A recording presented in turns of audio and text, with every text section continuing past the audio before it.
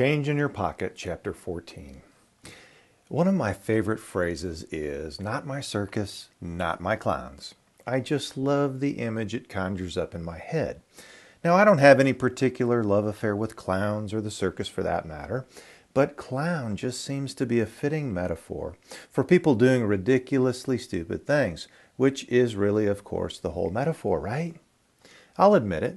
When people do stupid things that cost me time or money, I tend to get irritated. My mind wants to wander into a litany of chastisements. In my head, I get to be the ringmaster, shouting into the microphone things like, "You frickin' moron, what the hell were you thinking?"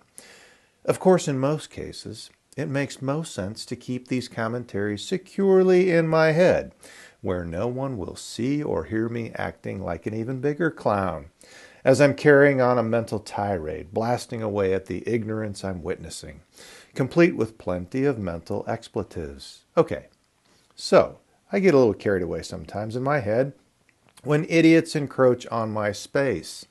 And that really is the whole point of this phrase, isn't it?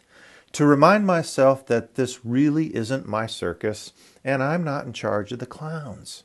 Loosely translated, outside of my control, quit thinking about it. It's a great little reminder, and it makes me smile when I think about it and chuckle when I say it out loud. But does it really work? Come on, let's be honest. How many times have we said something like this? Or maybe the abbreviated version, "Not my problem," and then proceeded to keep making it my problem, keep thinking about it. Much to our chagrin, I think most of us would have to admit that reminding ourselves it is not my problem often does very little in the way of truly dismissing the situation from our minds. Rather, we continue to think about it, almost ruminate about it, thinking up all the things we would like to say, things we might like to do in retaliation. You know the drill. So why can't we just dismiss the event as not my circus and be mentally done with it already? Chalk that up to the limbic system, the part of our brain that is responsible for keeping us out of trouble. You see, idiotic behavior that costs us in some way really does represent a threat, albeit a small one, to our well-being. My time is worth a lot to me, as is yours. I trade my time for lots of good things, one of them being money. So an idiotic maneuver that ends up wasting some of my time eats into some of my fun, or my earning potential, or both.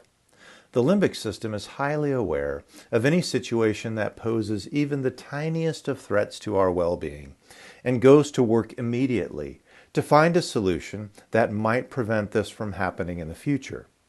So despite my best efforts to dismiss the clown, my limbic system wants to pay full attention to the clown's behavior, looking for clues in order to mitigate future threats in the circus of life.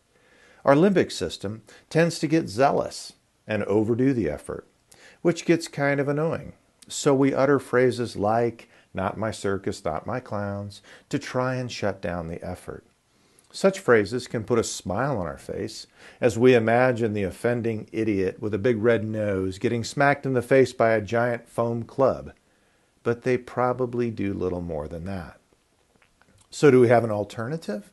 Something that really might work? Actually, we do. And it comes from the archives of psychological strategy. It's called reframing. Now, at first blush, the circus scenario might seem like a reframe, but actually it's not.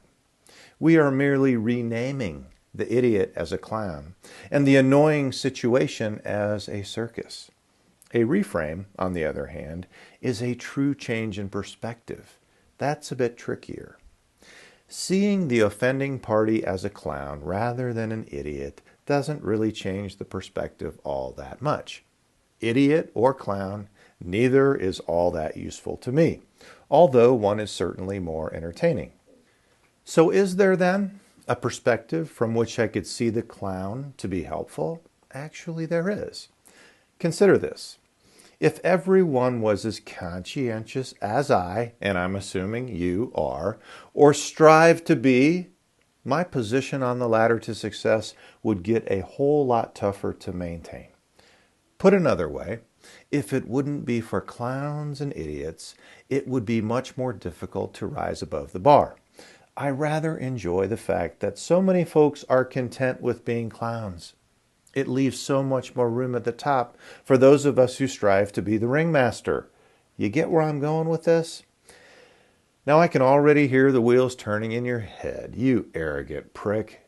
What gives you the right to conclude that you are above the clowns? And who gave you the authority to decide who the clowns are? But before you get too revved up, consider this. I'm not saying anything about authority. I'm simply talking about perspective. If I choose to see the situation this way, it is my private perspective. And what does it do for me? Well, I can assure you it doesn't create arrogance. It actually creates empathy for those who choose to keep wasting their own time and that of others, of course. I don't want to be angry with them. I want to feel empathy for them. It makes me want to help them get out of their own way.